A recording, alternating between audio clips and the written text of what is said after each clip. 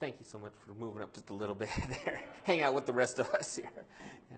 So great to have you guys all here. Smaller crowd, that's fine. I realize that, I do kind of wish I was like keeping you from like an ice cream social or something afterward or whatever. Now it's kind of hard because I'm like, oh, I feel like I'm keeping you from home and family and stuff too. But either way, thank you guys for coming and being out for this. Now, so yeah, as the assistant director over at the Career Design Center, part of our goal is to try to help all students to be able to have um, you know the ability and the confidence that after they graduate that they feel like they have the ability to design and craft their own careers. And so it's not just like, okay, I went through college, I went to the career center, they got me a job, and now I'm off and doing whatever I want. Because we also want them to know have the tools to be able to pivot if they need to and change. If something happens in life that they weren't expecting, that they won't feel like, oh man, I really wish I was still in school so I could go back to the career center. That being said, we still want to be, so we try to give them as many opportunities to develop those career skills. And so today we're going to be talking about, how can they do that, especially the first year students. When they first come here, what are the things that they want to focus on? And so, we're going to talk a little bit like, why do you think those first year students, why should they engage in stuff beyond the classroom? These are activities or things that they can do that aren't just in the classroom experiences, but things that you may want to encourage them to do outside of the classroom in order to build some of those transferable skills. So we'll talk about how clubs and internships and even some of the volunteering and such shape career success. So one thing we want them to realize when they come here is that career development starts now, right? As far as first year students, we want them to start, getting that experience so that it kind of bridges the academic knowledge that they're getting in the classroom with some of the career readiness and some of the real life experiences, and be able to combine those so they can see how the skills that they're learning in the classroom relate outside of the classroom.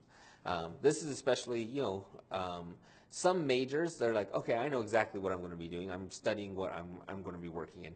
Other majors, they may not be able to make those connections quite as well. They're like, well, I'm studying this field, but I don't really see what jobs or how I can do this. And so we want them to see, maybe it's the communication skills that they're developing. Maybe it's the ability to work with the team and such. Those skills, how do they transfer to other jobs? And we want them to be able to understand the importance of networking and to start building relationships with other people. Because 70% of the jobs are going to be filled through some sort of networking. There's going to be some networking aspect to it. And so the benefits of at least starting them to engage early is that they start to build these professional networks, but they also can help develop those transferable skills we were talking about, and then even enhancing those resumes before graduation. So we want them to start thinking of that stuff early on.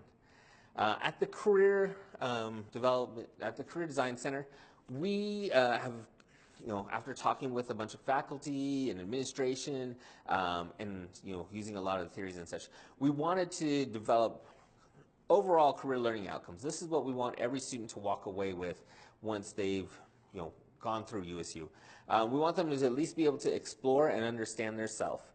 So where they can gather kind of that self-knowledge regarding, what are their values, and they can identify what their interests and their competencies are. And then from that, we want them to understand the different career paths that can come from that.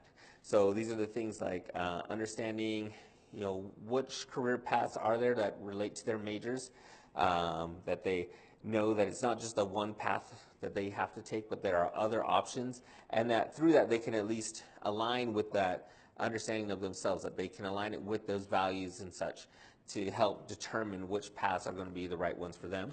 And then with also engage in some type of experiential learning each year. So students will kind of develop and leverage those skills through that experience that's going to be related to their career goals.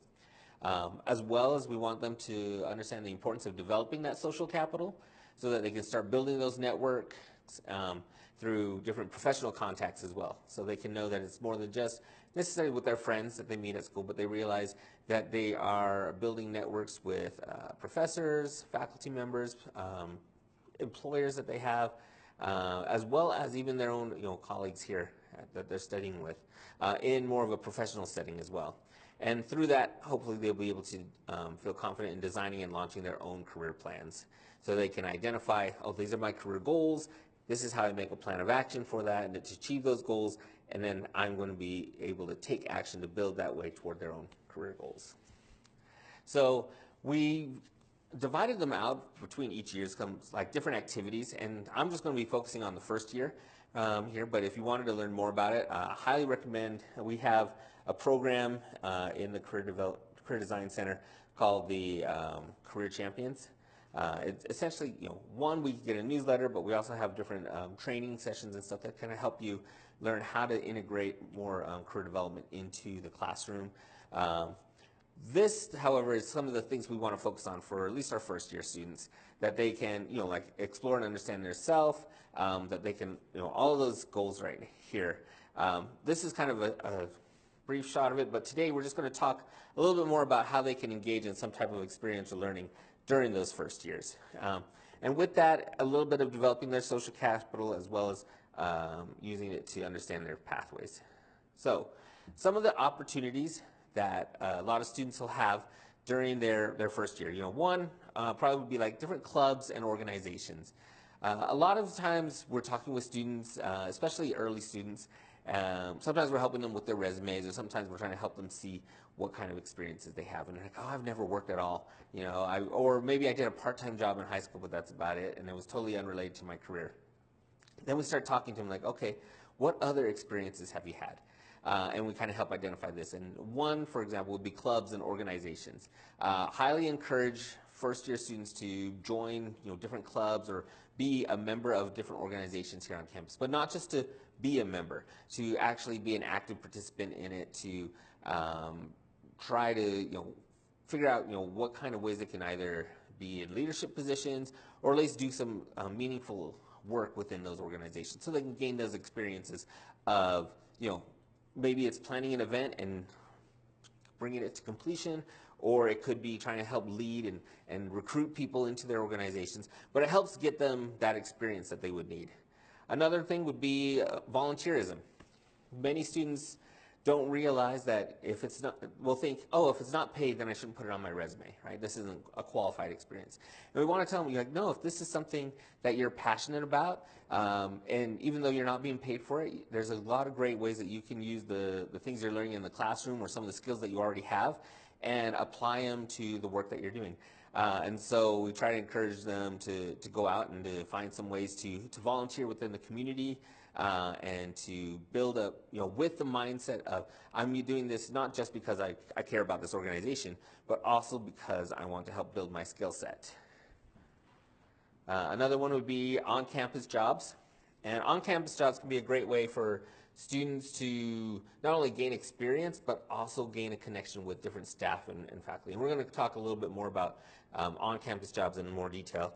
And then other opportunities for like experiential learning, and these would be things more like job shadowing. Not necessarily like a full internship yet, but more of just reaching out to employers and saying, hey, I'd love to, one, sit and talk with you, even if it's like the short informational interviews where they're talking with somebody who is in their field and learning more about what it's like for like a half hour or so, to actual full job shadowing where they're visiting the organization that they work with, maybe for like a few hours, quite a few hours, or a full day, where they can see this person in action and they can see if this is the type of job this is the type of job that my majors go into, what do I feel comfortable in this? Is this something I want to do every day of my life? It's very important that they start doing these things early on, and of course, internships as well is great because that's more of like a 3-month experience, so a lot more in depth. Now, I will say for first years, usually we'll try to help them identify what kind of internships that they'll want to be taking for a little bit later on. We usually recommend internships about between their second and third year or their third and fourth year, time-wise, just so they can get a little bit more experience under the belt. But they really should be researching the types of internships that they want during their first and second year. All right, and so as far as like on-campus jobs, and let me ask just as far as like you guys as a group, have you guys ever had like student workers or anyone to help you guys with with your projects, with your classes, with your departments? Yeah, I'm down in the research greenhouse, and we have student workers down there all the time. Okay, great. Yeah, about how many? Always at least one, sometimes up to 3. Okay, about 1 to 3 workers. Excellent. Cool. Anyone else ever use any, even as TAs, I guess? Sometimes, if someone else isn't using all their TA hours, I get some. Oh, yeah? Okay. And what kind of things do you have them do? Rarely. That's a good question. I've had them help with reviewing assignments, Mhm. or if their strength is in researching, I'll help them kind of help some of the students that are struggling with it a little more. Awesome. Or writing. Uh-huh. Excellent. Cool. Research assistants, Research assistants? Okay. data collection and stuff. Oh, nice. All right. Yeah. And so is that, do you have them for like the whole semester or for a longer term or that? Okay, but like per semester. 4 hours weekly, so it's 4 hours a week per semester. as the academic advisor at Huntsman School for the International Programs, Oh, yeah. we have a student worker who just left, but we welcome another. Right. Yeah, so they basically help with like entering data in Excel sheet and like do office assistant stuff. Mm-hmm. Excellent. Awesome. Great. Well, I'm a big proponent for on-campus jobs here, and I'm going to tell you just a little bit why, and if there's ways that you guys can find out how you can open more opportunities to students, or at least make your interaction with them is improved and such. That'd be great. Some of the benefits of on-campus jobs through NASPA, research has been done showing that those who do on-campus jobs, they improve their student learning, they improve the persistence of those students, and then most of them, the supervisors are going to be primarily responsible for them, but they also improve their career readiness if they're doing on-campus jobs. And for first-year students in particular, it's nice because it can be a real smooth transition.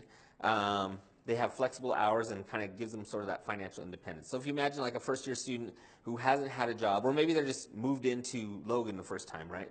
They don't know the area, but they know the campus, and they're still trying to get familiar with campus, familiar with their new schedules. All of that together can be a lot for one student. On-campus jobs are great because they're in an environment that they're kind of already familiar with. Hopefully it's something that, related to their majors, but it's also a great way for them to meet with different faculty or different staff where they can start to build that network, even though it might be just a smaller network, but it's something to get them started on that. And then it's always nice because a lot of on-campus jobs will understand that they're students first, and so they will work with their hours. Like, okay, what are your class hours? Oh, you've got a class then, and then okay, obviously you can't work during this hour, so we'll try to help work around it. It's a really great transition for students when they're trying to get their first jobs out. For us, if you're posting a job, we like to use a Handshake, which is our job posting board. It's probably the most asked question that we get from our parents when we're talking with them. Mainly like, okay, what is Handshake and how does my student get a job and how do they work here? So we try to get all of our on-campus jobs on Handshake so that they can, any student who wants an on-campus job just has to go there and look for it. They just have to complete a student profile, and that kind of helps them, as well as identifying which jobs might be more applicable to their majors if they fill out a profile identifying what those majors and their experiences are. But it also helps students become familiar with the Handshake system because we also post our full-time jobs and our internships on Handshake as well. So, and that's within Utah right now, all the schools are using Handshake. So a company that wants to post a job says, they'll go through and they'll say, what schools do you want to publish this job to? And they'll just pick all the schools, including Utah State, and we'll send it out there. So it's really good to get them kind of used to that system already. And so if any of, even departments here, if you guys are wanting to know, how do I post a job? If I've got a TA position, or if I've got a, for example, like your position probably was posted through Handshake as well. They just have to post it on our dashboard and fill out some of the basics there. There's a whole section on our website can walk you through that, or we can have somebody over at our offices that they're happy to help you walk through it as well. And then this here is the view that the students would see with the jobs, and they can go ahead and usually on location, or they can filter through whether it be internships, or they can also make a filter for on-campus jobs. Some of them even might be on work study, so that's if anyone, do you guys know work study or like the? Is it when you can be doing the internship but also gets credits as part of that, or? Not quite. Okay. Yeah. So the federal work study program is a program where essentially the federal government pays for 75% of the salary or of the wage, and then the university or the department pays for 25% of it. And so that can help because it opens opportunities more, and it helps the departments because they don't have to pay as much for the student because there's another entity covering that difference there.